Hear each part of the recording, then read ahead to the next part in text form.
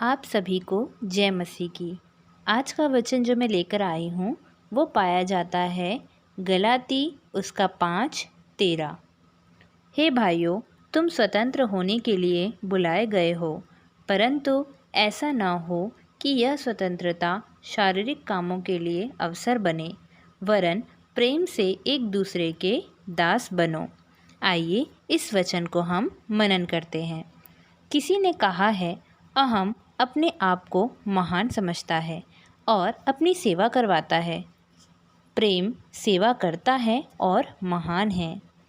एक लोकप्रिय मसीही गायक ने एक बार रेस्टोरेंट में अपने बगल में बैठे एक व्यक्ति को सुसमाचार सुनाया और उसे मसीही तक ले आया। अगले कुछ सप्ताहों में उसने इस नए विश्वासी को चेलेपन की शिक्षा दी। उसके बाद फ्रेड नामक यह नया विश्वासी भयानक कैंसर से पीड़ित हो गया और उसे एक अस्पताल में ले जाया गया, जहां यह दुखद है कि देखभाल का स्तर काफ़ी खराब था। यह मसीही गायक, जो कि रेडियो पर बहुत प्रसिद्ध था, ईमानदारी से अपने इस तिमुथियुस के पास जाता, उसके चादर बदलता, उसे नहलाता, भोजन कराता और अन्य अनेक कार्यों को करता, जो कार्य अस्पताल के कर्मचारियों को करने चाहिए थे। जिस रात फ्रेड की मृत्यु हुई, यह प्रसिद्ध गायक उसे अपनी बाहों में लिए हुए था और पवित्र शास्त्र के शांतिदायक पदों को उसके कानों में फुसफुसाता रहता था। प्रेम से एक दूसरे के दास बनो।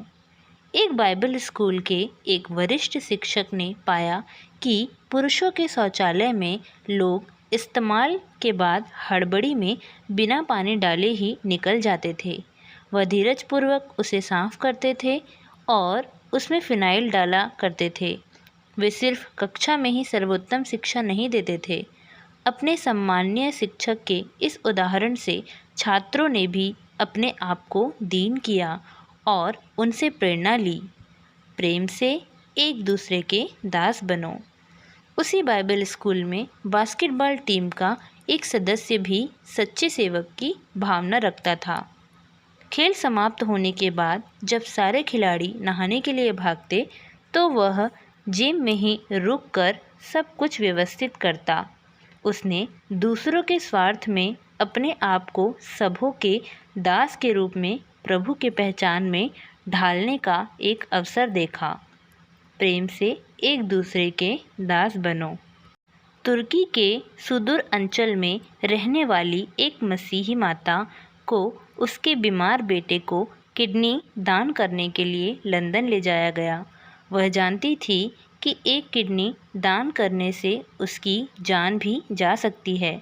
जब डॉक्टर ने उससे पूछा कि क्या वह सचमुच में अपनी एक किडनी देने के लिए तैयार है, तो उसने उत्तर दिया, मैं दोनों किडनी देने के लिए तैयार हूँ। प्रेम से एक दूसरे के दास बनो। एक ऐसे संसार में जहाँ स्वार्थ बुरी तरह से हावी है, निस्वार्थ और त्याग की भावना के मार्ग पर बहुत कम लोग चलते हैं। दास के समान सेवा करने के लिए प्रतिदिन नए नए अवसर हमारे सामने आते हैं। आशा करती हूँ आज का ये वचन आप लोगों को समझ में आया होगा। प्रभु इस वचन से आप लोगों को आशीष दे। प्रभु को महिमा मिले। धन्यवाद।